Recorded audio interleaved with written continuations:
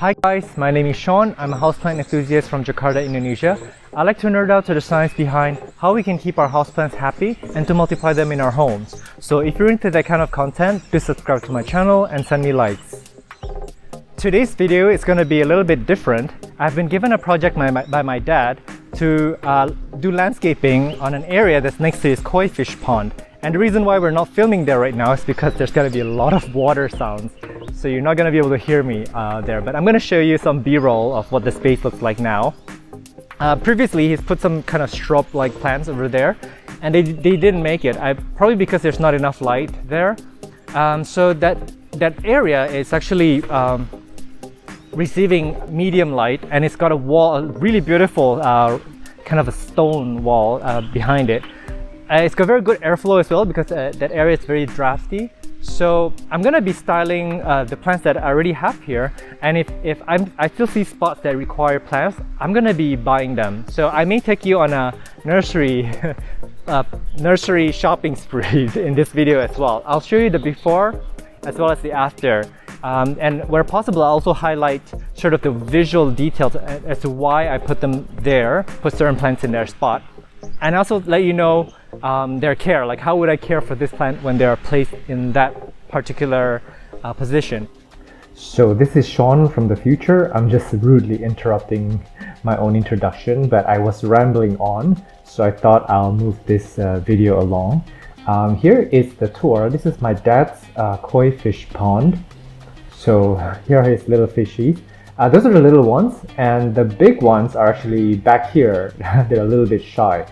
So they're actually huge. I know you can't really see from here, but they're probably about 15 or 20 kilograms. So they're bigger than my dog, Josie, over here, if you guys want to see the size difference. That's Josie, and that's the koi fish. So here's the space that we're working with. And this is a good before footage because it's going to look dramatically different. And up here you can see that a little bit of light does come through, but not a lot. And for your information, that's actually facing north. And if you watch my light video, you'll know what the lights do for the plants when you're living in the northern or southern hemisphere. And when you face the other way, this is actually the south. So the plants are actually getting medium to bright indirect light. And in the next footage here, you will see what we call pasir malang. It's a volcanic rock. So that's what I'm going to be putting the plants onto. And over here, this is actually the entrance, one of the entrances to the koi pond and to our backyard area. And that's Josie. She's 13 this year. And so yeah, so here is that space. And I want to show you again the top because this is important. So it's getting very, very ambient light from up top. And this is actually getting very good airflow. As you can see, a lot of air movements are going to be happening around the space, especially when you look through this narrow alleyway, which I don't think any plants can live here, but it provides good aeration. Sorry, I mean airflow. So there's some airflow and rain coming down from the top as well, so that's pretty good for the plants. And over here we have some LED spotlights. So some plants are going to be a little bit highlighted here by these lights. And I'm going to start bringing the plants over. They're kind of scattered all over the house. My dad complains to me that I make a mess because I tend to put my plants in a spot where they get the right amount of sunlight and airflow, and where I can see them whenever I have to water them. So they're kind of in random places. That's Josie. She likes to follow me. She likes to think that she's helping me. And this is Gia. She's also 13 years old. My dogs actually eat some of the fertilizers when I leave the fertilizers on the top of the soil. So I don't know what to do with that.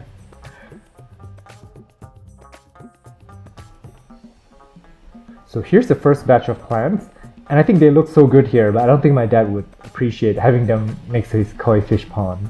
And here, more plants have arrived. So this is a preview of what they look like. I chose more of the medium to low light plants where possible. And here is a time lapse of me working with the plants. I started with the larger plants first, of course. And I kind of knew where I was going to place them before I even did it. And a lot of them I just kind of put them at the spur of the moment. So when I have my big plants in place, that's when I started to fill in sort of the foliage, fill in the smaller gaps. This is my first time doing this. I have no experience, but I'm just going by instinct. So yeah, so here's the first preview of what it looks like in the very beginning. And the plants look so happy, they're dancing in the wind. It's a very breezy place. A lot of calatheas are going to appreciate this. So I've used up some of the plants and they're going through an elimination process. I can feel them going, pick me, use me. I think they'll be very happy here actually. Again, for me, when I look at it, they look like they're having sort of a medium indirect light, but when I place my camera or my eyes where the plant's leaves are, they're actually getting pretty bright indirect light because of the view of the sky that they're getting. So here is my Rhaphidophora tetrasperma, or at least it was sold to me as that. And I'm gonna start sticking them into these cracks, and they're gonna root into it. So they're gonna grow high up, and they're gonna be so happy, as you can see from here. And next to it is also a Rhaphidophora tetrasperma. I don't know how they are different. They look different. Maybe this one's tissue cultured. I'm not sure. But look at that. They fit like a glove. It's amazing. I didn't even really have to try to have it fit in the crevices.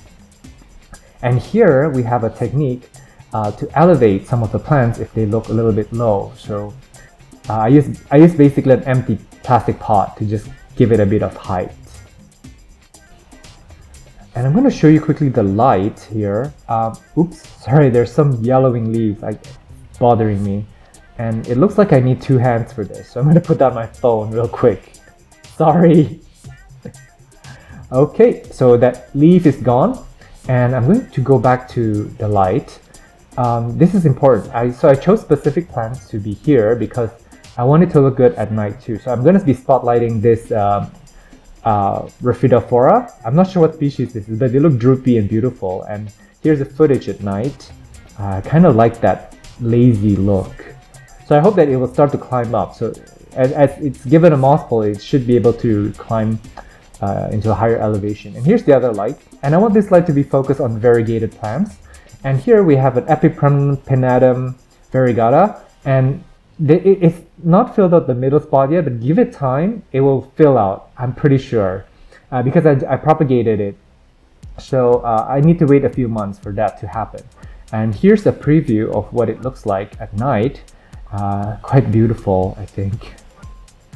And over here we have a Monstera deliciosa, and I've actually prepared for them to climb up all the way up to the very top. So they're gonna get that huge fenestrated leaves, and they're gonna clamor for the light.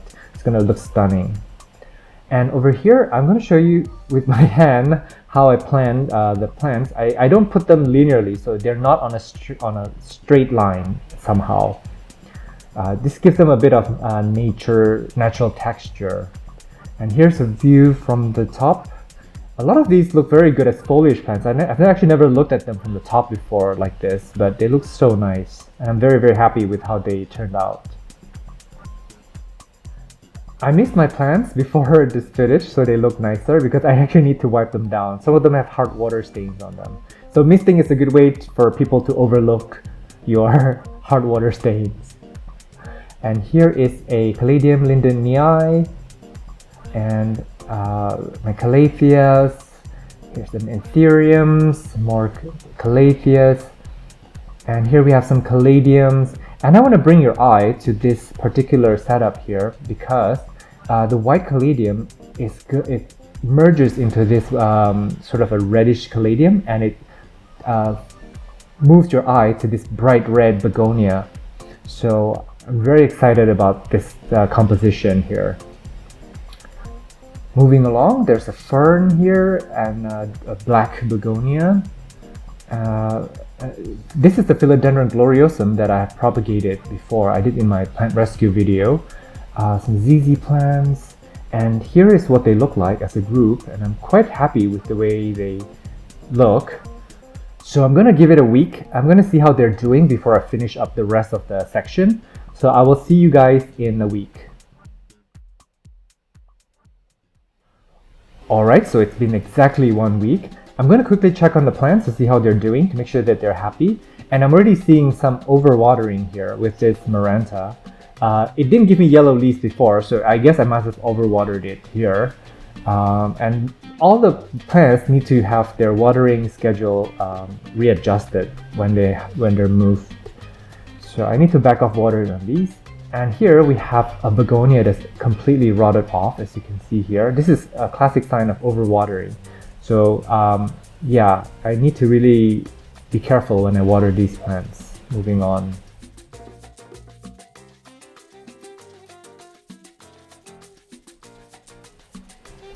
And over here, this is where I removed some yellowing leaves last week, and there's more yellow leaves. So these Calathea mecoianas, they cannot be overwatered at all. Like, they actually like to dry out completely between watering. And I'm actually giving them a very airy soil mix. So these basically cannot be watered at all. I'm just gonna let the rain do its thing. It needs to dry out.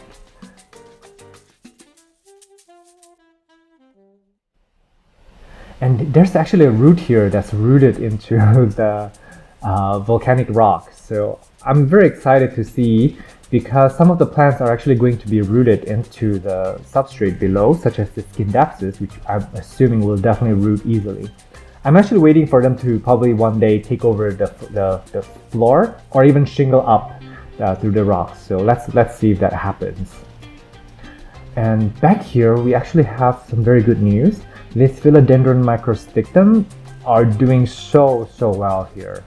They're actually quite slow growers, so somehow in 1 week's time they have managed to push out a lot of new growth. So they must have liked it here somehow.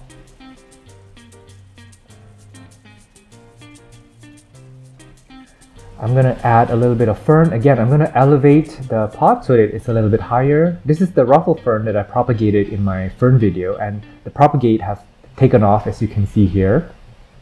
And here's a Calathea orbifolia that is not doing well for a long time. I've been kind of overwatering it, and over here I have to be very careful, and it's pushing out new growth. So I hope that it likes its new environment where it's got very good airflow.